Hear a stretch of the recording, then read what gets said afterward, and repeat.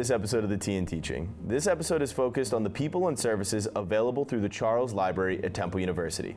In this episode, our host, Amy Saperstein-Sharma, interviewed Adam Shambaugh, Jasmine Clark, and Josue Hurtado. Adam Shambaugh began working at Temple University as a library researcher in 2007. He is now the liaison to the Sports, Tourism, and Hospitality Management School and the Fox School of Business. Since beginning at Temple, he has created 15 different research guides for students and faculty across 5 different topics, including sports and recreation management, legal studies, and business. Jasmine Clark started working at Temple University in 2017 as a resident librarian and now works as a digital scholarship librarian since 2019. Jasmine serves as the liaison to the School of Africology Studies. Jasmine also earned her bachelor's degree from Temple University in 2013 and earned her master's degree from Drexel University in Information and Library Science in 2016. One of her projects she's currently working on is the Virtual Blockson, which uses emerging technologies in the classroom. Josue Hurtado works as a librarian and coordinator of public services and outreach for Temple University's Special Collections and Research Center in the Charles Library. He started working for Temple in 2013 and previously worked as an archivist for various historical collections across the United States, including the University of Stanford and the online database JSTOR. Thank you for listening, and please enjoy.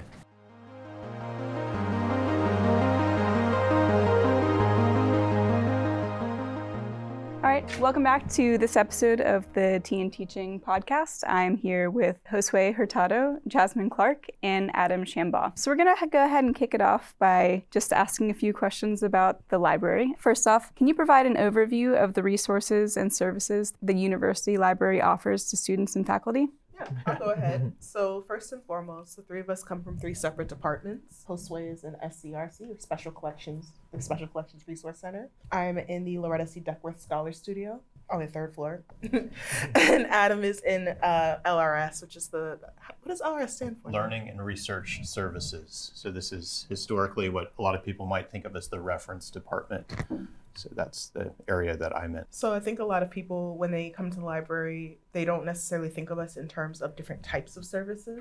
Mm-hmm. But aside from us, there's also like the front desk people, the people you meet who help you fix your computer or who answer your questions when you first come in, as well as like administration. In terms of services, I think we can each talk about our respective departments in terms of what they offer. I guess I'm talking, so. Yeah.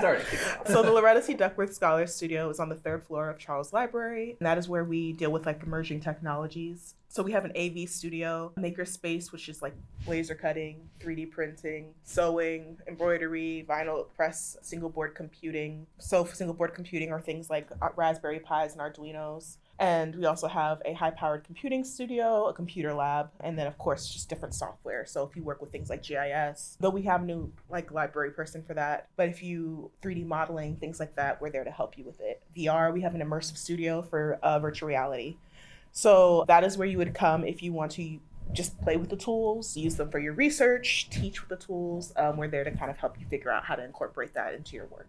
Learning and Research Services, as I said, is sort of a traditional, evolves from the traditional reference model of librarianship, but over the years that's changed a lot to meet sort of the technological changes and educational changes at the university. Each person in the Learning and Research Services department has a specific liaison responsibility to an academic department or departments or colleges. So for example, I'm the liaison to the Fox School of Business and to the Sport, Tourism, and Hospitality Management School.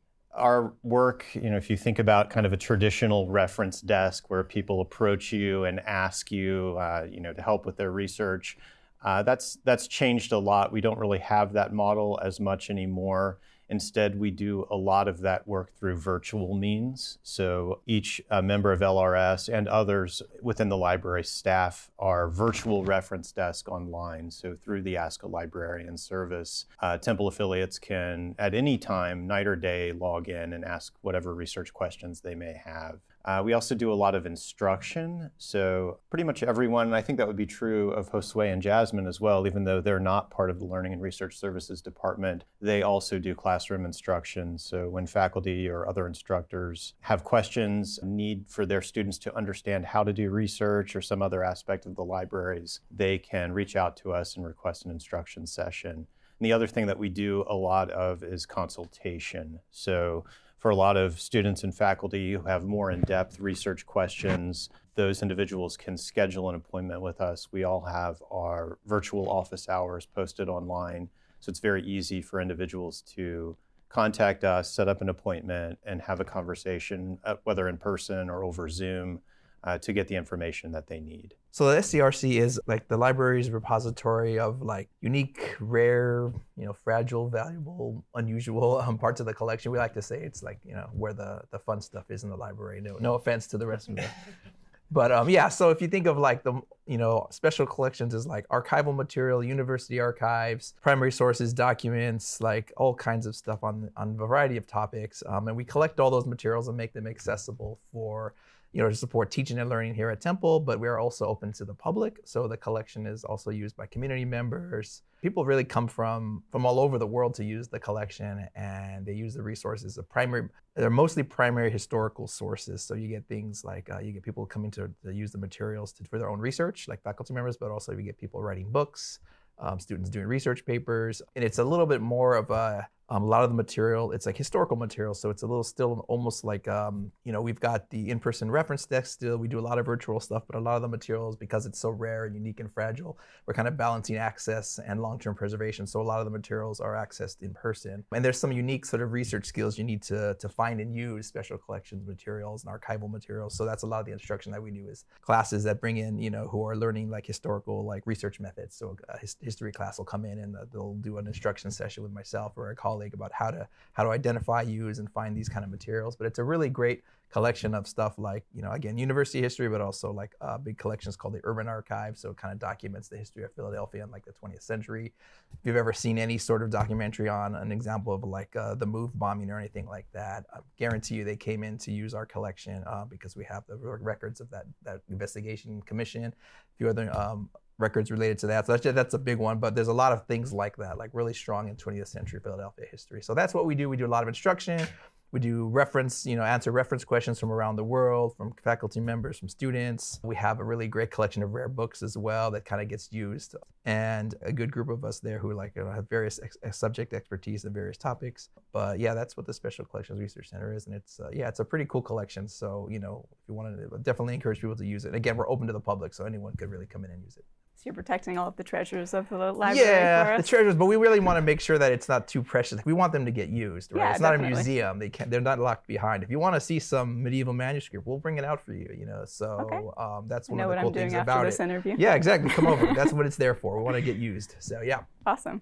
Okay, so moving on to the next question. What specific tools and platforms does the library provide to help students and faculty with research and academic projects? I guess I'll jump in. So because I talked about the technology that is in the center, I'll start with that, especially since Adam's probably going to cover the more standard like databases, other things related to like more traditional reference work. So we provide a number of software. Once again, that can be 3D modeling, that can be software to work with certain like specific hardware, so like single board computing, VR, and just a ton of different options of technologies. And those are incorporated into teaching and research in a number of ways. So for example, I worked with an art history professor to develop a course where her students would come and they would receive a floor plan of an Islamic architectural like building, use SketchUp to recreate some aspect of it in 3D, and then come in again with a VR headset to view what they had built in VR. So they would actually get to walk through the thing that they had created. And that helped them get a better conceptual understanding of like the space. And that can be used for marketing as well. If you were to say, I want to figure out how consumers would interact with the space that we're in, or how like this changes, some kind of spatial component, that's like a same thing that can be done. So we kind of help faculty and students think through what they're trying to do, how they can maybe even mix technologies together, and what is sustainable cost-wise, as well as just how much they can learn in the time frame they're given. So I'll say a few things. From a public service, research, and learning support, we use a variety of tools, software, applications, that a lot of that exists on the back end. So when students or faculty or anyone else visits the library's website, there are widgets where you can chat with us. You can schedule an appointment with us. We try to make things as streamlined as possible as far as discovering our resources, finding articles, etc. And we try to make that as easy and straightforward for any user, regardless of their experience level with library research. As far as specific tools and resources, the library subscribes to several hundred electronic databases, thousands of journals. We do still have books, not just in our rare books archive, but even within Charles Library and other locations. But as you can imagine, the library is as much a virtual space as it is a physical environment, and that's becoming more and more the case. We are constantly learning. Our staffing is changing to accommodate different needs and emerging technology. We recently hired a GIS specialist named Felipe Valdez. He is a phenomenal expert in all things mapping, and he's situated in learning and research services, but as you can imagine, his work with mapping tools, it really spans across the university. So if you are a geography major, if you're a business person, an entrepreneurship person, if you're in public health and you need some kind of geospatial data, he would be the person to work with. So I think for a lot of us, the traditional liaison role exists, but it also is broken down because our responsibilities and our areas of expertise are pretty interdepartmental or interdisciplinary. So really the research or the services that we provide really incorporate a lot of these resources and tools, but it really depends heavily on the information needs of the individual. And as far as like the special collections, it's like we're kind of in a unique place. We're kind of a bit of a library within a library. So a lot of our stuff is still based like on physical materials, historical materials. But having said that, we are always creating new like projects to make some of our resources just more accessible online. So we have a very large collection of digitized historical photographs. We've got digitized maps, documents, a few different specific websites that kind of put it all together, kind of our resources together to kind of show what you can do with special collections materials. For example, there's our Civil Rights in the Northern City website, which kind of has these different individual units on different topics of civil rights here in Philadelphia over the years. And so it kind of pulls together a variety of resources to show you what you can do with these primary sources. We have oral histories online. We're in the beginning stages of actually a GIS-related project where we can kind of put all of our historical photos on a map. So we had a meeting to start talking about that. So we kind of create resources to make to increase the accessibility to everyone, basically, of our special collections materials. Having said that, there's just so much stuff that's probably never going to be digitized, at least not in the immediate future, because it's such a big and expensive infrastructure to maintain these giant digitized collections. So there's always going to be some in-person sort of angle to those materials, and so we're always trying to make sort of come up with descriptive tools and kind of things to make accessibility a lot more easier for students, faculty members. Again, we're open to the public, so the world really. So that's kind of what we have and what we bring, and we're always doing like part of the instructions to teach people how to be able to find these materials as well on their own. So on that note, you've all told us a bit about the different resources that are available. So how can students best leverage the library's resources and the staff to enhance their academic experience and their success?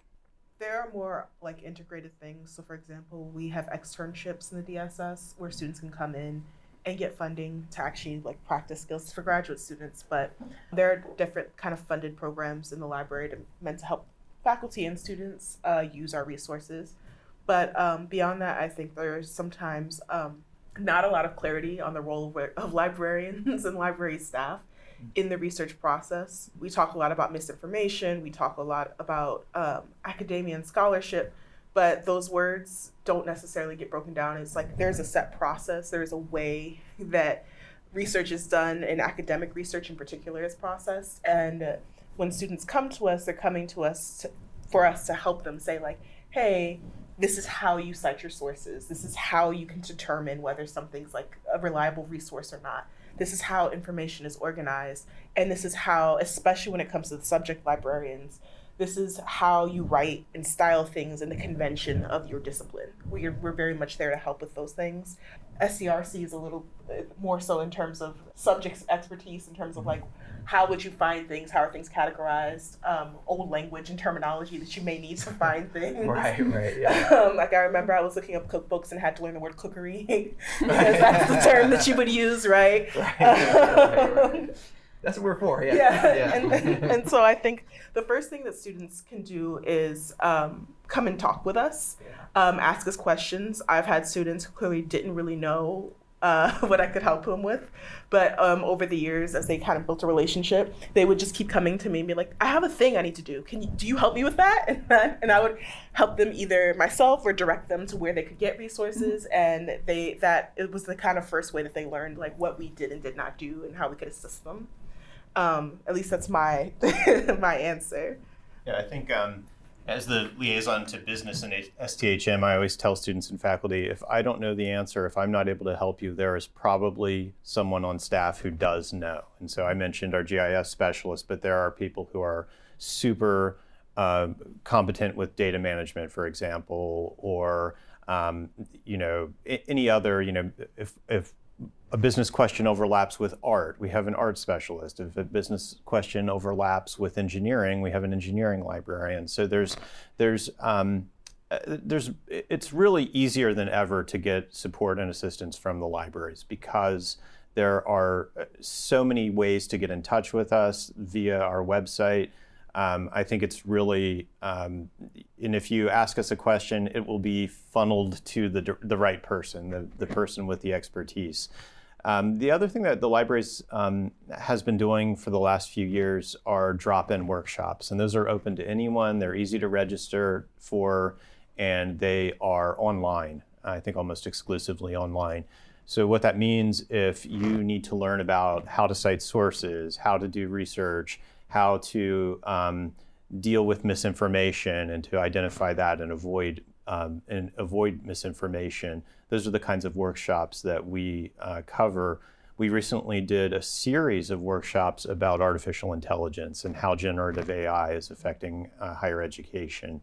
So really, it's not just sort of traditional old school library stuff. There's a lot of information available and support for students and faculty and other researchers who are engaged in myriad different types of scholarship.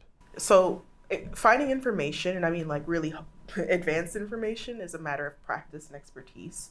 We offer workshops on other topics too, as well as technical things. But beyond that, I also liaise the Africology and African American Studies department. And I am the person they come to when they're like, I need to find prison records from 1913 of this specific person, or I need to figure out where this French article is located. If you need a 14th century or like manuscript in the French library related to African college, I'm your girl. I'll find that. But that's like years of experience of like being information brokers of sorts. And I kind of like say oftentimes, I'm like, if you have a toothache, you go to a dentist. If you're sick, you go to a doctor. If you need advanced information, like just figuring out where to even orient yourself, like libraries, that's what we're trained to do. Yeah, the only thing I would add is like the number one thing in all the instruction sessions I do is just to emphasize, like, just ask us. Like, we are here for that. We like that. We're your friend. I mean, this is what we do. It's never, I'll get people like, oh, I'm sorry to bother you, as if it's a bother to like make me do the job that we're here for. Definitely, yeah, like you're saying, just contact us. Don't hesitate. That's, for me, like the number one thing. If you're ever hitting a wall on any topic, no matter how big or how small, I mean, this is what we're here for. This is what we like to do. I mean, I love a challenge like that. You know what I mean? That's what we do all day. So yeah, I would definitely just, if anything, that's the one takeaway I always want the students to leave with, is like, don't hesitate to contact us, because this is what we do all day, and we like it. I had one student come to me every semester for the last 3 years to ask me increasingly complex questions on how to cite random things. It was like books, and then he was like, how do I cite a Supreme Court case? And then it was like, how do I cite this YouTube video? And every year it's just a different, and that's like all he comes to me for, like, and it sounds boring, but that's what we're here to help. Awesome. Okay, staying on that, can you share some success stories of students or faculty utilizing the library to the fullest? Sure. So I can talk about, we have a number of students who have not necessarily gone on to continue working in higher ed, but who have transitioned in a way to take their academic knowledge into like the private sector specifically because of, so I'll use an example of a communications graduate extern who was researching how misinformation spread using like a public health model. So she used network analysis, which is where you map out vectors of information, relationships, bridges, things like that. Like, so all these people gather here, that's the common information. And what she did is she mapped out where information was starting, at what point it spread to different channels and networks. So let's say it was Twitter, and then she would have lines showing like, this is the point at which it's burst at Facebook and things like that. It's hard without a visualization. But she ended up going to work for like a major private company because of this research and taking her like background in academic research and communications outward. And so we say all the time that learning these kind of techniques and tools and methods take you beyond, allow you to expand the reach of your research and academic background. Mostly, I mean, the things that I always enjoy every year is kind of seeing the various like books that get published using our materials and special collections, academic articles, theses and dissertations. Every year, you know, we track that. You know, it's usually about 50 to 70, somewhere in that range of like just articles, books, movies, documentaries using our materials. So it's really always, that's like really rewarding just to see it get used. One recent favorite, like a favorite one recently was a Temple student who got her PhD in history and like public history, but it was on, the dissertation was on like the food trucks and like the Temple area and like kind of history of like that kind of, you know, food on campus basically. And it's just like, it's a really like way, you know, more in depth than all tied to all kinds of other larger sort of societal issues about food and education and sort of Temple history. And it was a really fascinating dissertation, but like she did a lot of research here in the special collections, and it was really like rewarding to see that, you know, see her get her dissertation, see her out there, and then so that kind of stuff. I think just seeing like the end product again, it shows up. It could be in like a really you know, serious academic tone, but also just it's in movies and documentaries. So it's really cool to just see the materials get used and see you know, how the creative ways that students use them in Tyler, in history, in a variety of disciplines. So that's just always like every year it's really rewarding to kind of look back and see what was made this year. Yeah. Yeah, I think you know, working with Fox and STHM for me, it is important to see students succeed academically, but I'm also concerned about how the information that I provide to them can help them beyond graduation. And so working with marketing majors or entrepreneurship students or other students who are interested in kind of real life business applications, I love working with the Entrepreneurship Institute. I really like seeing students come up with you know, the sort of genesis of a small business idea and how the library resources can help them bring that to fruition. So the different library tools that are available to do that, I've seen so many Temple students over the years that I've worked here who start off with, you know, a very kind of general idea for a business, and I'm able to provide them with market research and competitive analysis and things like that that can help them move forward with their business idea. I think also seeing marketing students have the opportunity to work with research tools that they'll actually use in industry when they graduate. Those kinds of things that it's hard to really quantify that, but knowing that the kinds of things that students learn from the libraries, it's not merely to succeed on the next assignment, but it's actually to prepare them for all different kinds of information challenges that they might encounter later on in life, in their careers. Okay, great. All right, well, thank you, everyone. Thank you for sharing your stories. Before we end, there's one library department that's not being represented here. So if one or more of you could just go ahead and give us a little bit of information on them, give us a little bit of representation on what they're about, that'd be great. Sure. So we have the Public Services Department, but There's a number of, and we also have like, what would you say, access Like services? access services. Yeah, so the people who help you reserve books, find and put things on hold, but also there's the public-facing, our public-facing colleagues who answer questions from the public, help you find where you're going in the building, as well as manage the public computer space and help people from the community, the local community, use our resources. So they are the kind of, I mean, if you can imagine, like we talk about retail workers, that like public facing end, of course we deal with people, but they deal with them on this like incoming rolling basis. They kind of keep us organized, help direct people to us.